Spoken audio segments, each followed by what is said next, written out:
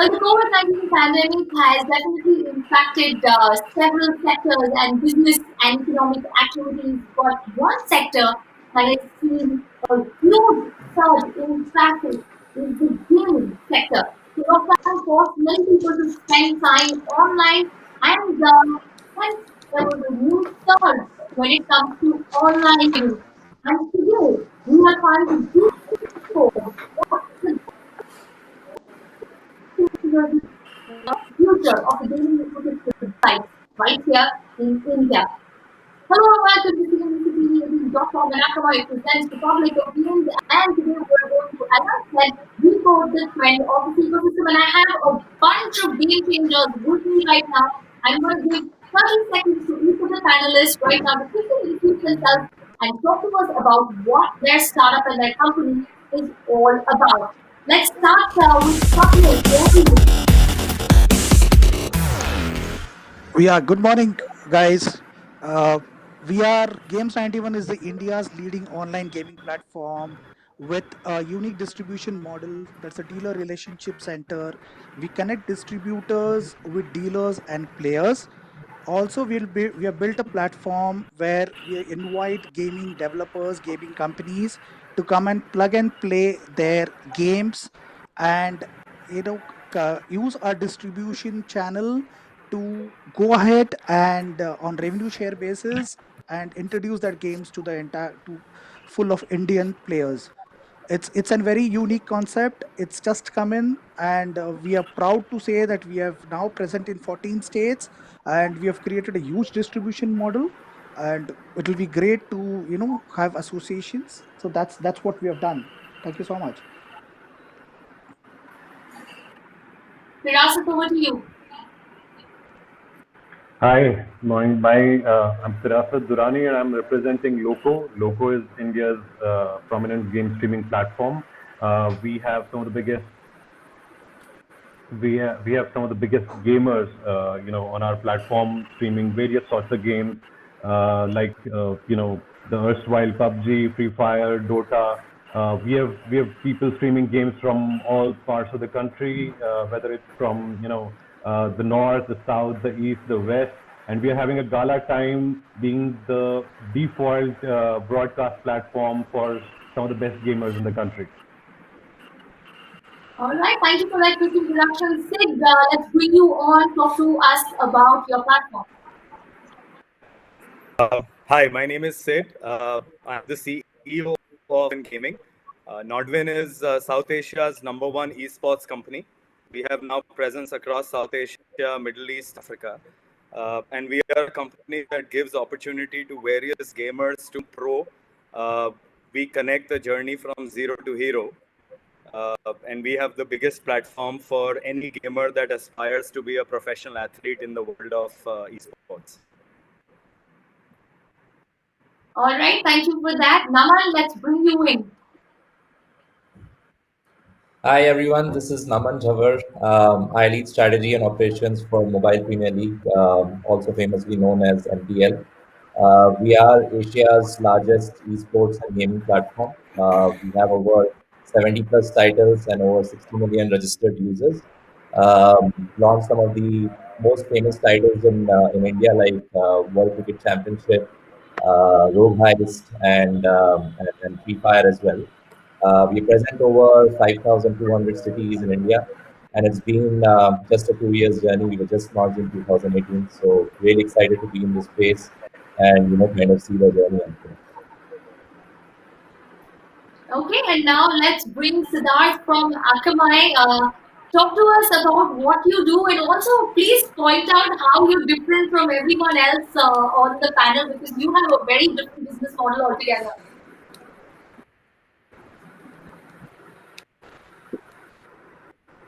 Siddharth, I think you're on mute. Classic Sorry. webinar. Yeah, we had to start like that, right? So Absolutely. I'll go again. I did that. I'll go again. So Siddharth Pisharoti here, responsible for media and carrier sales here at Akamai. Akamai, most of you would know, is one of the largest CDNs out there, but we also pride ourselves in being one of the leading security companies, which is what we've become in the last 5 years. A lot of you would have heard about Akamai powering a lot of OTT companies, media companies, publishers out there. But one of the things that's not so prominent, but we do quite effectively, is that we are a big catalyst, partner, and enabler to some of the largest console to mobile, gaming companies. So that is something we do, and something that's not well known out there. And hopefully, by the end of this, we can also provide some talking points around that. But so much from my side. Back to you, Megha. All right, thank you for that, and thank you for all of you joining in. It was something that I had noticed that everyone introducing themselves. This said Asia's largest, India's biggest. While we wouldn't want to dwell into who's the real champion out here, I mean, I would want to start by thanking all of you for taking out time and joining us today. And as I said in my introduction, that while the COVID-19 pandemic did record new users coming onto the platform, experimenting with online gaming, know in terms of what the impact of the lockdown was and what you have to do in the back end to manage that kind of surge. And I think let's start with Swapnil. Talk to us about the kind of impact or the surge in traffic that you saw, what you had to do to manage that. Uh, Actually, it was pretty. We are a new entrant, and it was pretty for us. Pandemic actually changed the complete scenario. Our entire gamers, it just surged the whole traffic with us. We had leading games on platform, and the entire change in scenario changed the whole look at gaming. Because of the social distancing norm and the connects which needed to be built between between the partners, and they couldn't move out, the gaming panorama, the entire mix changed, and there were a lot of gamers coming in from all across. So we almost had got a 500% surge on our traffic. We were well prepared because we knew that a little bit as soon as the traffic started coming in, we started building ourselves, getting it right, getting the things right, and it was a seamless experience for our players. They were very happy Right. to join in, and it gave in very well. Thank you. Okay, okay. Sid, while Swapnil said that they were new entrant, you of course have been, one of the players that's been around forever. So, did you anticipate this kind of surge? And of course, was this like a short-lived surge? Do you see this having a long-term impact? Because now that we are restarting things and we are in the unlock phase, are you seeing a dip in that traffic that you dipped initially as compared to what you'd seen initially? So, the kind of surge that we saw was twofold. One, because we have a competition platform, we saw a massive surge in the number of people who were participating in a pro championship. So, for example, the numbers from last year to this year surged 19x. So it doesn't even make sense to me to say 1870%, but 19x. That's the kind of surge that we saw in players. And the platform was completely equipped with that surge. Did we anticipate next surge? Well, maybe not, but we anticipated quite a bit of a surge. The other surge that came was on account of viewership. So, for example, some of our properties run on Disney Hotstar, some run on YouTube, and we again saw a massive surge there, as much as 100% to 300% surge in our viewership. So as far as the viewership surge was concerned, that was the platform's responsibility to handle that. And these are some of the largest platforms we are talking about in the country of India, be it YouTube, be it Disney Hotstar. So they didn't have a problem handling the surge. Now, if you talk about sustainability, we believe that this is one of those watershed moments where the efficacy of active entertainment, which is esports or gaming viewership, has been established over passive entertainment. And while we will see a dip of maybe 20-25% from the peak that has now come in, but as compared to pre-COVID, we still believe the Yeah. sustainability of more than 100%. And it's only here to grow, because what the growth that would have come in the next 3 to 4 years has come in the last 5 months.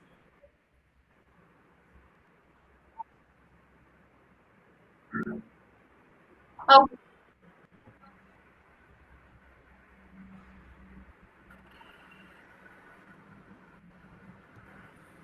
Okay, okay. You spoke about the fact that you're in the esports and the very competitive space. For us, when it comes to Loco, it's more of casual gaming. It's not in that competitive championship sort of format. Uh, what kind of traffic did you see? Of course, Loco has been around for the longest time. What did you have to do to kind of rope in more people, more of those first-time early users? Who just wanted to get online and try out something new. Yeah, a bit of a correction there. We were a casual gaming platform. I mean, Loco has had like, casual games on it for a long time now. But then, our major focus of interest became game streaming overall. I mean, we were Right. one of the earliest, streaming platforms in the country where, to break concurrencies like 500, 600K on a single stream. And we noticed that strength and we said, what we should do is basically, if streaming technology is our, core, expertise, then let's get everyone to stream. That's what we did. So right when the pandemic struck, we conducted a charity event, which was a competitive esports PUBG tournament. All the T1 teams said yes, and it was quite a success because post that we have seen a 200% increase in the number of streamer signups month on month, and the viewership is Okay. obviously going down proportionally as well. So Okay. it kind of all fell into the same place at the same time. We realized that all we have to do is to just keep a listening ear out to the users and basically try and understand what their pain points are and what problems to solve. Yeah. So we understood that they want to consume gaming as a form of entertainment. They're interested in games. Some people are unwilling to play themselves, and they love the game so much, or they like the skill of the players who are streaming, etc., etc. So as Right. Sid said, what happened in the gaming industry over the last many years, just almost all of a sudden happened in the last 6 7 months. And it hasn't. I mean, although Sid pointed out that we've seen a 20% dip. Yet, I mean, in our streaming numbers, I'm proud to say, I mean, we've done so great that Right. it's kind of showing that content creation is in gaming is way bigger than gaming itself as a thing. Okay. And in fact, even after having a major loss like PUBG getting banned in the country for the gaming Exactly. ecosystem in India, Call of Duty is showing up with some of the largest investments in the country. So I want to jump in. I want to jump in here. yeah. I want to jump in here since you spoke of PUBG ban, and right at the beginning you said that you have pivoted from casual gaming to streaming. And when PUBG got banned, was it your worst nightmare turning into reality? And you had to think on your feet. You had to go on to the next best option. Talk to us about that next pivot that you had to come up with overnight. Yes, I mean you're very right. PUBG was so huge. I mean, from one of the insights I read somewhere, 64% of the gaming content consumed on YouTube came from PUBG. And it was such a day that we still call it Black Wednesday. It had it there was actually no massive impact on anything else but people feeling that we have just lost an esports scene. Loco, because it's not an esports app and it's a broadcast app, kind of understood. Our streamers knew that Yeah. games will come and go, but we are also content creators. So for a Okay. maximum of a week, did we see a dip because suddenly there was a drop in the motivation. People were trying to figure out Right. what to do next, but we bounced back very quickly, and that gives me Okay. confidence in the ecosystem. Okay, you spoke about bouncing back very quickly, and at that point, let me bring in MPL into the conversation. In fact, just last evening, I got up with Sai on CNBC TV18, and we were talking about the fact that when MPL was on the Play Store and then it got dropped because of the policy issues. And then there's one thing that Sai said that really struck the fact that it does not matter whether they are on the Play Store or not. They continue growing. In fact, they raised a massive round just yesterday. So, Naman, let me bring you in at this point. Take us over what this entire lockdown phase was like. You did raise a new round of funding. What is going to be the next step going forward from here? Sure, sure, sure. No, yeah, I think a lot of the panel members have also kind of mentioned that the surge was definitely something which was pretty massive for MPL as well. You're talking about like 5x, 6x kind of surge in numbers, whether it is user base, whether it is monetization, whether it is engagement, right? So that's something which MPL also experienced. But having said that, I think gaming is one of those industries that has been seeing tailwinds, since I would say 2017, 2018, right? I mean, we're talking about a really very young demographic in India. We're talking about, fairly fast penetration of data and network as well.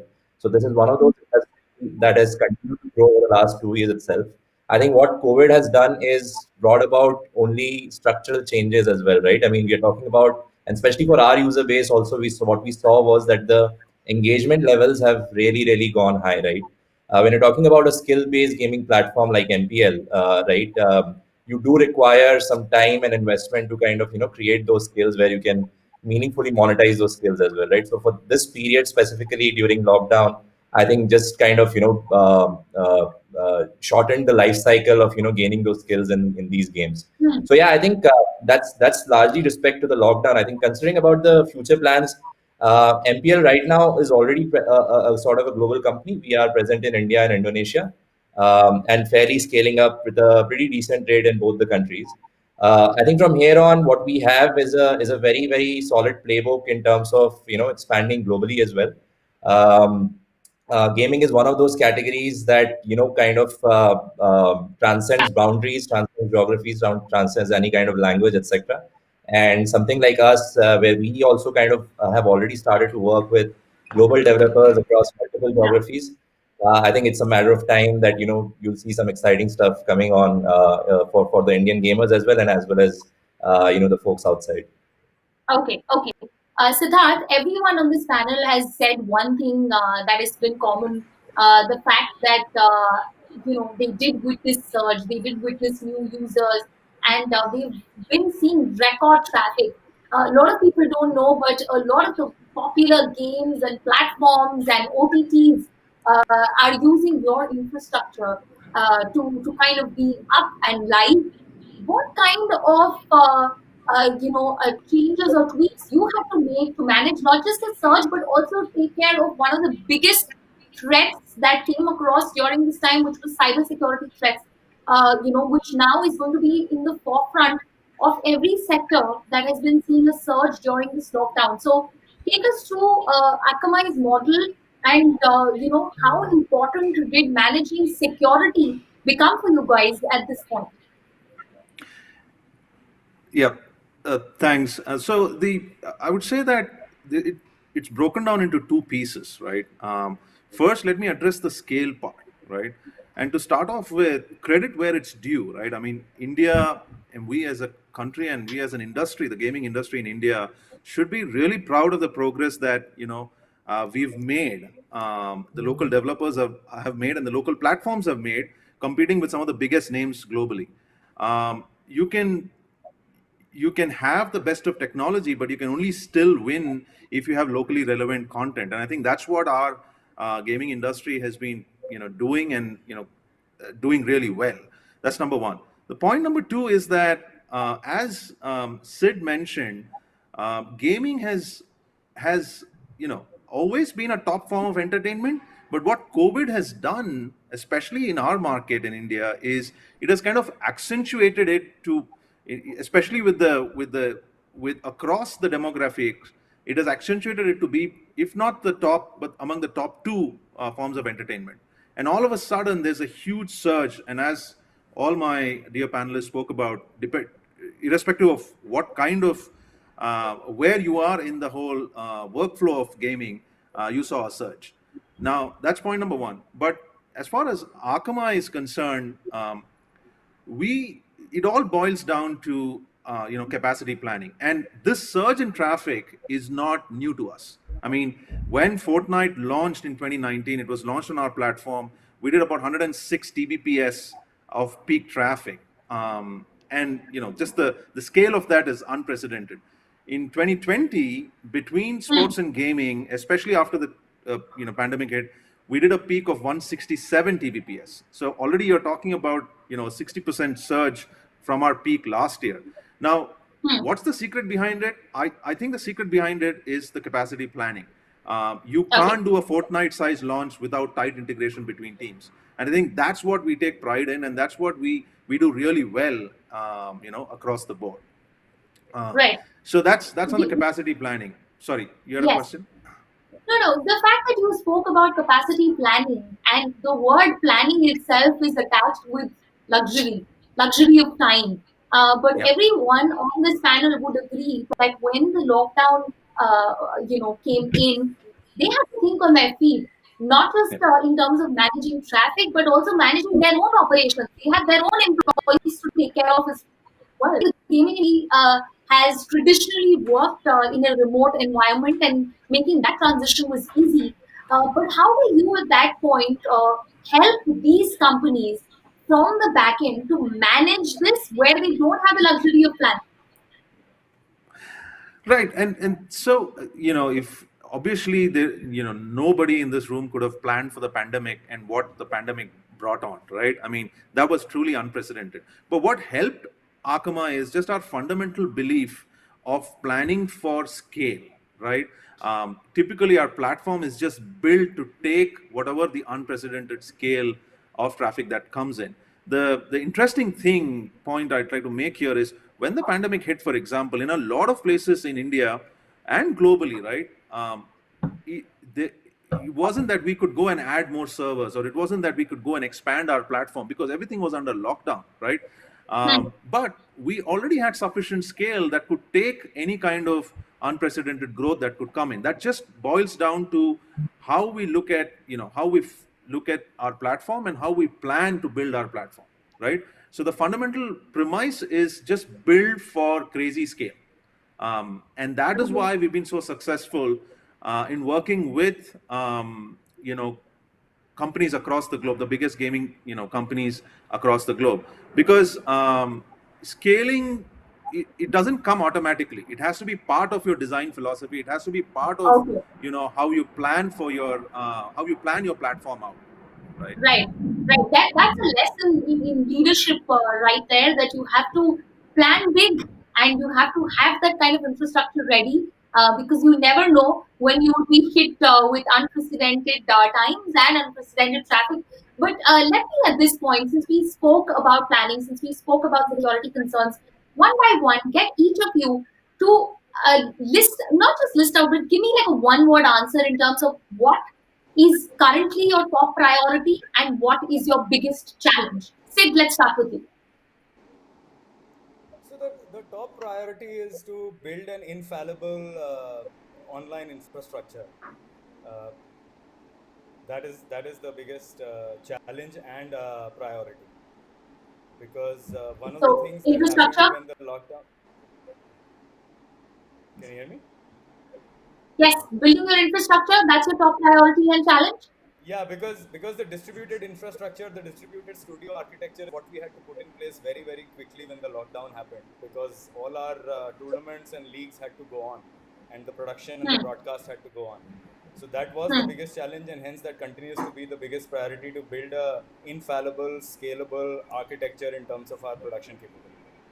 Okay, Swapnil, what about you? Would you echo that thought, or is your priority and challenge two different things? See, our biggest challenge is to create the current distribution structure which we are planning to create in India. We're building the Okay. whole model, so that's a biggest thing. And the biggest, the entire structure is B2B. So when it's business to business, we require a lot of intermediaries to get aligned to us. So that's Hmm. been our biggest requirement and challenge. So the entire pipeline is getting created for us, and we are building into it. So it's people management, getting people on streets, getting the things sorted. That's been our biggest strategy to be there. Okay. So B2B, you said, and Akamai has spilled the beans right there. You have to plan big and plan for scale. So you can take some notes right there. Swapnil, Firasat, let me bring you in. At this point, your top priority and what would you say is your current biggest challenge? Our top priority is figuring out the best methods and ways to bring out the best gaming content creators in front of the most enthusiastic people and fans who love them. That becomes a very short priority in itself, but that priority itself comes with the baggage of challenge, which is where, see, the gaming and esports ecosystem is a level playing field. I mean, the the pyramid of hierarchy doesn't exist so strongly in India yet. Also, for athletic esports, you have to be of a certain physical capacity, but that's not the case with gaming. So that puts a lot of participation, in front of you, and your job is to sift through all of those different, all of those different people coming from different cultures who are also gamers.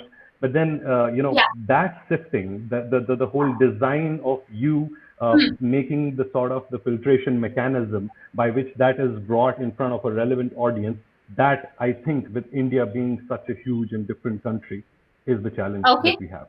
Okay. Naman, of course, the IPL is on at this point, so I'm assuming your top priority would be to focus on that market, and you have launched some fantasy games related to IPL as well. But yes, if you can quickly list out, your priority and challenge at this point. No, you're right. I think in short term, of course, IPL is one of those events that's definitely important, especially from a fantasy perspective. But I think if I had to pin down like a long-term priority, right? We're already a 60 million user base kind of a platform, and it's just been 2 years, right? So the expectation, one, of course, the trust that the consumers put on us is huge, and I think that's something which is always kind of keeps us on our toes as well. But I think considering more and more users come to the platform, the level of expectations that they have, from a point of view of customer experience, from a point of view of making sure that they are getting the right level of content that they have come for on the platform. I think those are some of the important priorities that we have. I think for us, consumer is at the center, and we continue to kind of keep all our priorities centered around that. So yeah, I mean, our 60 million users and maybe more to come, those are our core priority to make sure that they are they're getting a world-class experience out of our app. Okay. Okay.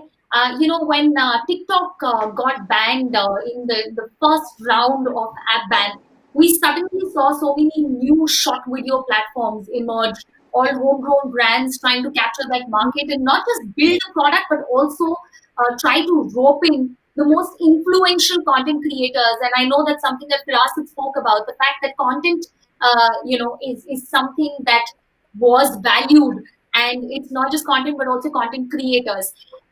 I mean, we did see the ban of PUBG. Again, a new market opened up within a day. We had homegrown apps like 4G coming into play, and at least the teaser poster was out there. But overall, Siddharth, let me ask you, since you have more of an industry perspective, are you seeing new players and new games emerge, or are you seeing existing players trying to capitalize on that market, trying to rope in these PUBG streamers and players who suddenly have all this time at their hand and are looking out for newer games or newer platforms? What is at this point, since we are in that transition phase, what is the biggest takeaway for the Indian startup ecosystem at this point?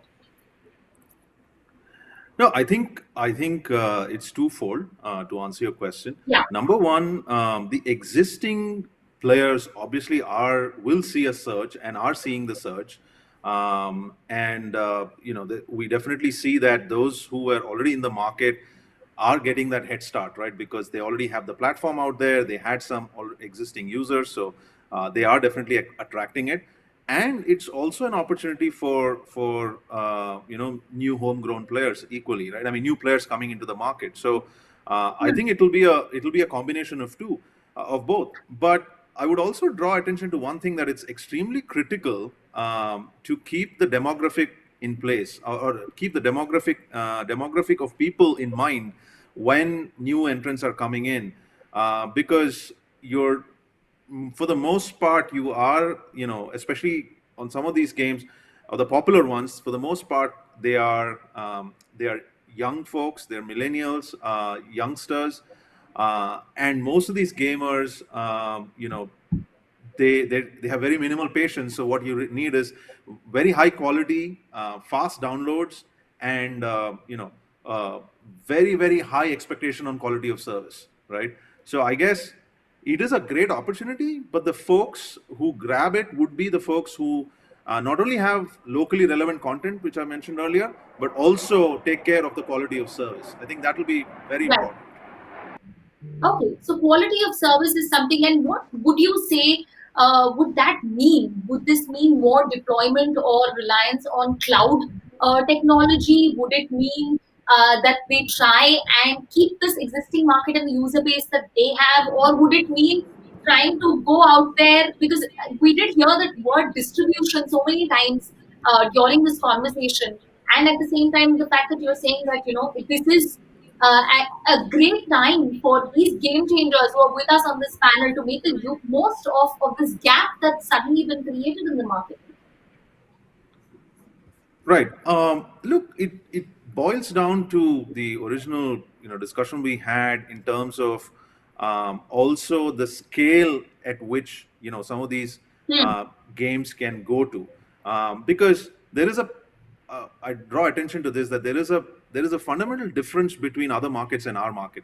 The fundamental We've difference lost here your is audio that there, Siddharth. we are with the risk of stating the obvious, we are a mobile market, right? So a lot of our gamers, are love, mobiles, and gaming on mobile is the most popular form.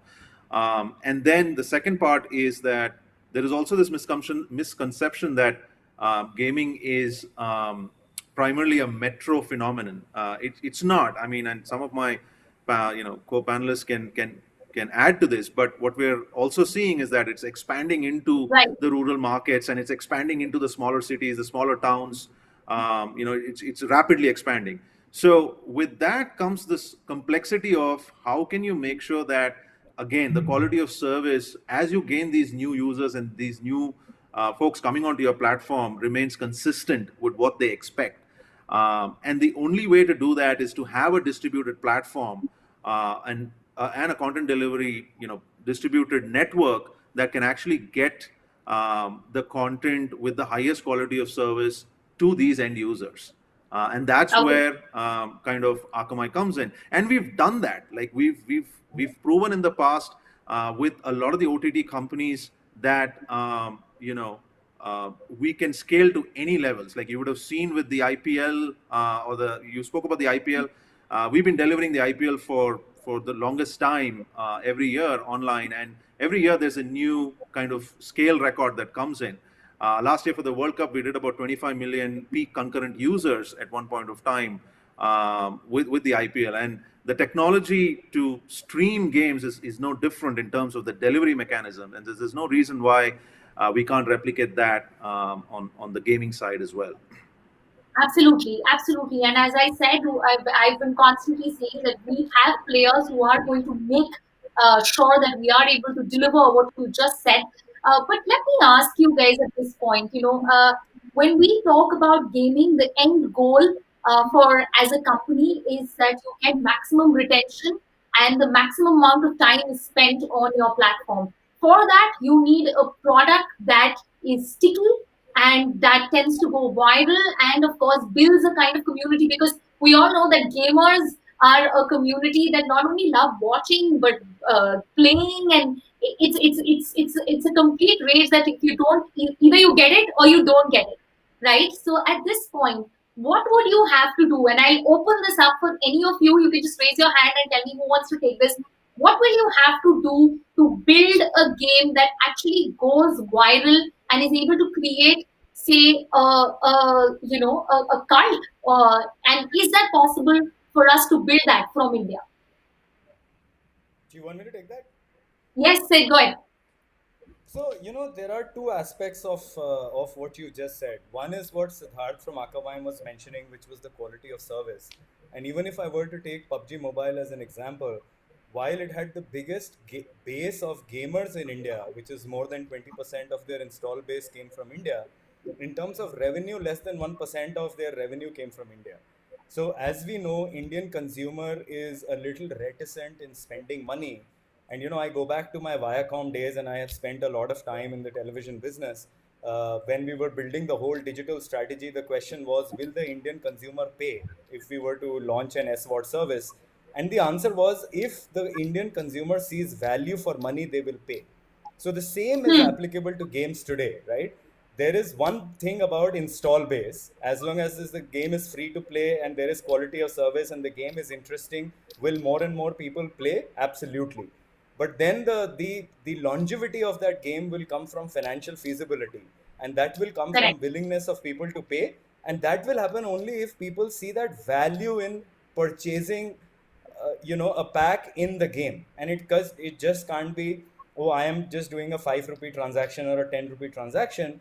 That's not the answer. The answer is, even if I'm doing a 500 rupee transaction, am I giving a value worth 4,000 to the gamer, and hence will he spend 500 rupees versus trying to have every transaction worth 5 rupees or 10 rupees, because then you need that many more transactions to get to where you want to get from as a customer lifetime value from a consumer. So I think these two are very, very important aspects. One, Okay. the game has to have that longevity, has to have the stickiness, whereby it has levels after level, and a gamer is engaged in it because they want to go to the next level, they want to play more. But then the value has to be very clearly shown to the consumer, where he or she is willing to pay, because that is what it defines the survival or not of a game. And that is the primary reason why a lot of some of these, whether it's animation, whether it's gaming, they're not feasible in India, because we don't think of that aspect of how will we show the value to the consumer where the consumer will pay. Okay. Do any of you echo this thought or would want to add in? Feel free to jump in at this point. I think, I think, Yeah, okay. yeah, Go I'll ahead. go Go go ahead, Naman. first. Go ahead. Yeah. So, that's great. um, yeah. So, no, I think definitely, and one of the important points raised by Sid. I think what essentially we are also seeing as a trend, and that's not something in India but globally as well, right? The game is definitely important. The experience that you kind of provide in the game is one part of it. But I think more and more as we kind of seeing platform models evolving, right? The meta game is equally very, very important. Right? I mean, we've all spoken about, gaming is the new social network, or you need communities to kind of form in games that kind of promotes retention, etc. So I think that some of these levers also are going to be equally important, for the success of, let's say, any gaming app, or for that contextual subject, and in which case I think something as active entertainment as a gaming provides that right contextual sort of interaction. And what I would see, and I think the trend is already there, whether you see likes of big games like Fortnite, or MPL also, for that matter, in terms of creating that right social environment which makes community kind of interact together. I think that's also something which will provide a fairly great experience for the users, and promote stickiness as well. Okay. Okay. Yeah.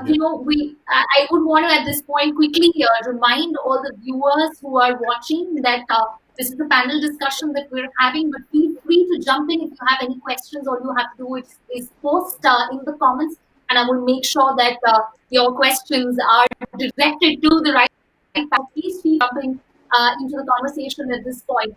Now, let's go back to decoding the next big trends. For the longest time, gaming, or at least back in the day, was about those interesting arcades. Then it came to these small portable video games, as it was called, with a cassette that was installed in your televisions, and people started bringing those tiny arcades back home. And that used to be a big trend. Then came the era of cyber cafes, when people started connecting to the web and playing with their friends or even strangers. And then we saw a whole new revolution come in, with not just hardware like, say, the PlayStations or the Xboxes, but also it changed the ecosystem completely when the smartphone came into the ecosystem, and gaming companies started reimagining and rethinking their models. So if I were to ask you, what would the future of the gaming ecosystem look like from here? Any guesses, any forecasts that any of you would like to make?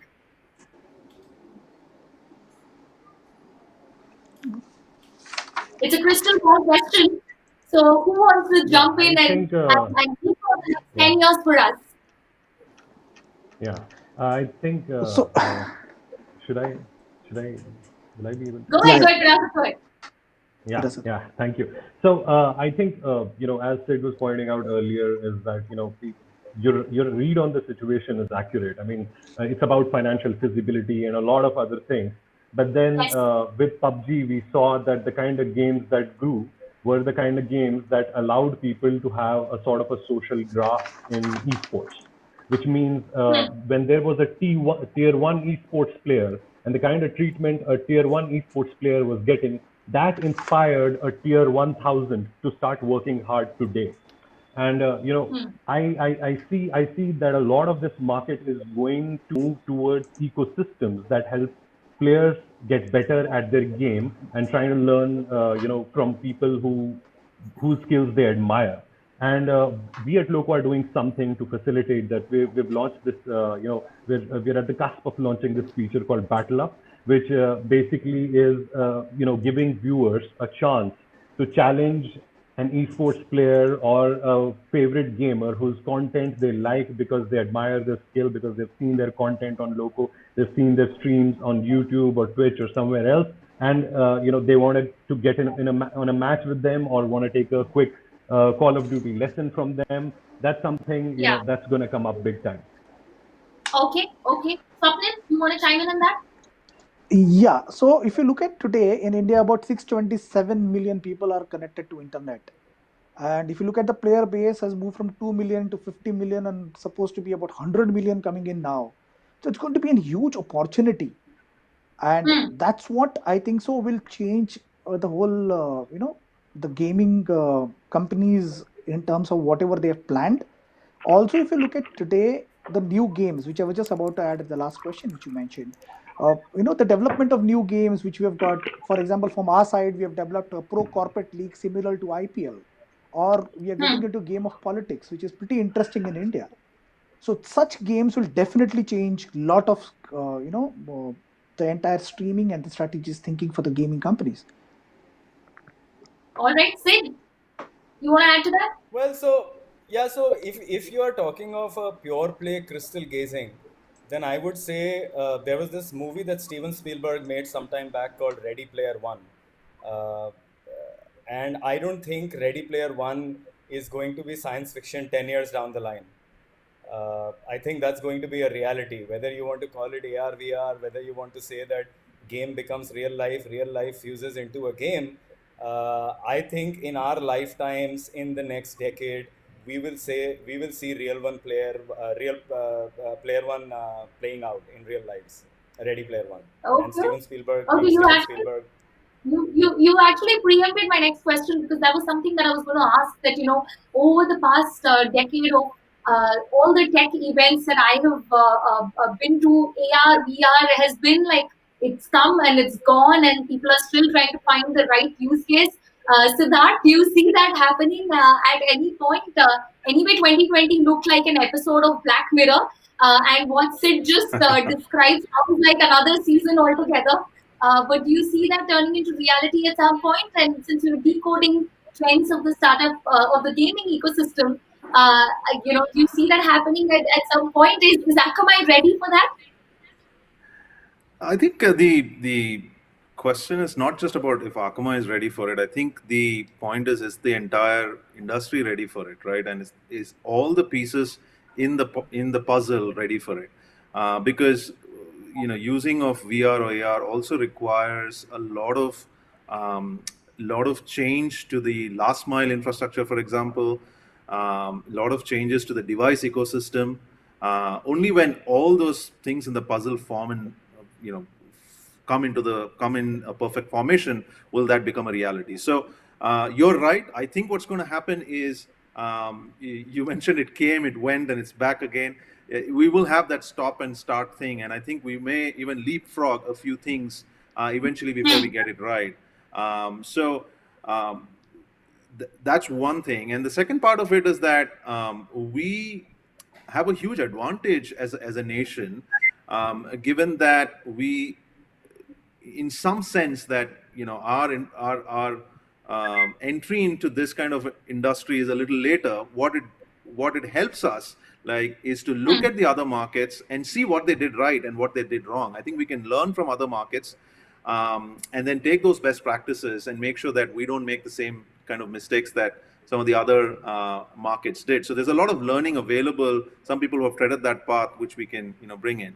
But to summarize, right, I mean, not all games are successful, but all games that are successful definitely use, the right kind of technology out there and the right, partner that helps them to scale and that helps them to secure, their infrastructure and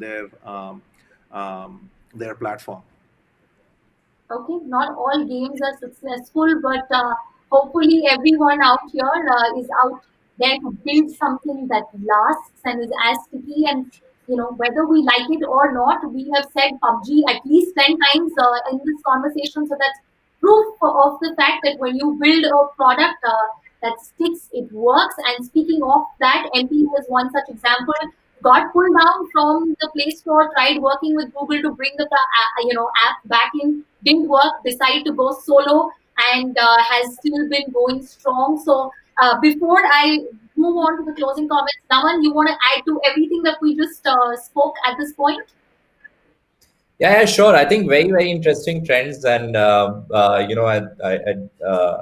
think when Sid spoke about the entire Ready Player One, I think creation of metaverse is happening. There are digital ecosystems which are getting created, and that's a trend which will come in gaming, which will come in some of the other sort of OTT categories as well.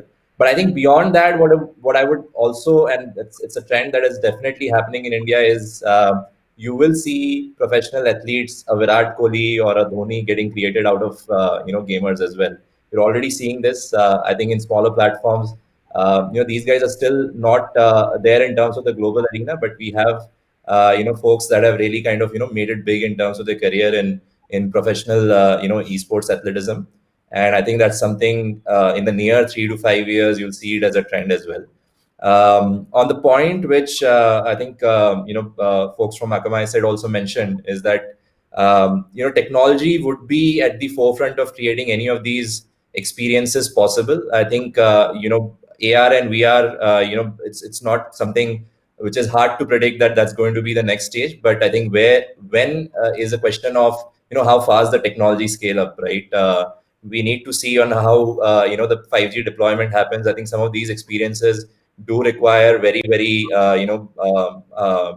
very, very stable bandwidth networks, etc., to make this possible. I think most of the gaming experiences, even till 5 years back, were used to be just asynchronous, right? We are in an era, in fact, MPL is leading it, where you have a lot of synchronous gaming, and that creates that is the key of the experience that you want out of gaming as well, right? So I think technology would have to see on what is the depth of technology scale up, and that's how some of these experiences which the panelists spoke about would get realized.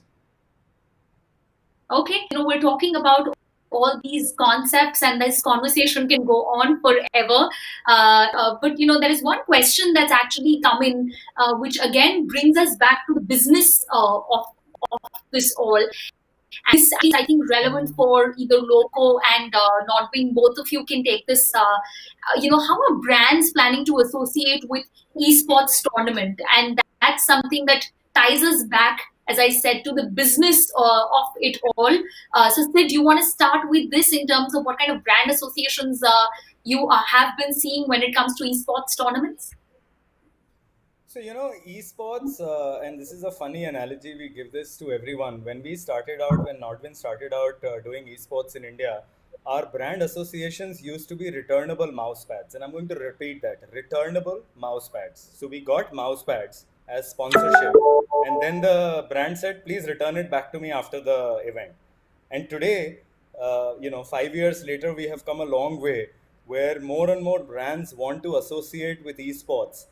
because one pandemic has, without any iota of doubt, established the efficacy of the whole salience of that brand connect with the youth, and that's been done irrevocably. Also, the fact that brands are now looking at a parameter which is just beyond reach, and that community, that engagement, that loyalty, that salience, which is increasingly coming out to be very, very important for a brand. I think esports sits right in the sweet spot for that. And the conversation is not about reach and frequency anymore. So the kind of brands that we have seen grow in terms of who have experimented with esports just in the last 4 months is 3 to 4x of what we were seeing pre-COVID. And a lot of brand conversations that we used to seek appointments for, and it would take us months to get an appointment. The same brands are now calling on us saying we want to be associated with esports. In fact, some of the brands we are saying no to, saying you have no youth connect, you have no youth affinity. But they're like, no, figure out a way and take our money. So that's a great problem to have. But the fact is that that brand efficacy the efficacy for a brand in esports has been established without any doubt now. All right, look at Sid casually turning the tables right there, saying that they are the ones saying no to clients now, saying that you don't have a brand association. But Naman, similar thing for you as well. Sorry, Prasad, the similar situation for you as well. Yeah, I concur with what Sid is saying. I mean, the interest was not there. I mean, let's say pre-COVID or last year, but then since the beginning of this year, the number of brands that have shown interest in getting associated with an esports tournament or the content that is on a platform has increased many folds. We have had brand associations come up with the most important aspect that I want to highlight is that earlier, back in the day, gaming was only for the endemic brands. And for the first time in the last 6 months, we have worked with non-endemic brands now. I mean, there's Perfetti and Oreo, Oreos of the world. That's an important indicator that showed us that, as Sid was saying, the conversations are not about reach anymore. The brands are basically trying to drill deep into the inventory that gaming has to offer. And that's and now we're seeing innovation happening in all sorts of all sorts of positioning and inventory related platforms. And what we've seen is that apart from just a BTL exercise that a brand used to get involved with when it came to gaming, now we are seeing ATL activities. I mean, we've seen TV commercials for games, brands getting associated with gaming, etc., etc. So yeah, there is definitely a huge increase and a huge bump in the interest, as well as the amount of investment brands are now doing. Okay. Siddharth, I'll have to bring you in the conversation at this point. There is a lot of curiosity in terms of, how Akamai is actually tying this whole piece together when it comes to managing security for all these players and for your clients and the enterprise clients as well. I know we touched upon that briefly, but that's one thing that comes across as a big concern. And security, not just in terms of data, I know that it goes beyond that. So, can you elaborate when we've spoken about building a sticky product, finding the right brands to associate with, so that the business is up and running. But what needs to be done at the back end by these players and all other young entrepreneurs who are out there wanting to venture in the gaming space as well? So can you talk about the security aspect with us at this point? Sure, absolutely. I think one of the myths is that security is a nice to have. Let's just focus on bringing out the best game out there or the best product out there. We can deal with the security aspect later. But that's not true. Security is something that you need to look at building from the beginning, right? It has to be a fundamental thing as part of your game design, right? So that is number one. The low-hanging fruits are twofold. One is, how do you make sure that your accounts are not easy to access? So your user accounts are not easy to access. You can use technologies like, multi-factor authentication that can ensure that at least, when criminals are trying to buy these lists or these usernames and passwords and trying to hack, they don't go for, they don't generally touch the ones that have multi-factor authentication initially because it's tough to crack. Now, of course, there are smarter hackers out there who can definitely go in and try to steal it, whatever kind of authentication you have. But they generally go after the low-hanging fruit, which is easy and quick to hack into. Now, from there on, what you need to do is really you have to understand the scope of your problem before reacting or before putting in other security measures. So you need to have that security intelligence built into your game, and that's where Akamai comes in with our solutions like Bot Manager, which helps kind of give you visibility into the attacks and gives you the proper intelligence to make critical decisions. Just to give you some stats, just as we spoke about the COVID increasing the traffic and an upsurge in the number of users, it is also increasing the number of attacks that we are seeing on different customers across the board. And the number of attacks that are trending upwards of 100 Gbps, and think about 100 Gbps, that's a large attack that's coming onto your infrastructure. That's like a tsunami coming in trying to bring your origin down. Those are increasing in the last 30 months, and June of 2020 was the highest in terms of the number of attacks and just the variety of attacks. So again, it's not a choice, but it is a must-have that you have to have as part of your game design, and you have to build ground up. Okay, all right. Thank you so much for highlighting that. And I think with that, we have completely run out of time. But I would want to thank each and every one of you to not just decode your business, but also decode the future of what the gaming ecosystem looks like. I know we spoke of Ready Player One, and the movie was all about Wade being on a quest to find keys and fortune. And I know that as entrepreneurs and professionals in the gaming ecosystem, everyone is awake on their own quest, and I hope that you find the right keys and eventually the right fortune, because you've got to keep a business up and running. Swapnil, Naman, Firasat, Sid, and Siddharth, thank you so much for joining us on this special series by CNBC TV18 and Akamai, where we try to decode the future trends of the gaming ecosystem. And for all the viewers watching in, thanks a lot for tuning in.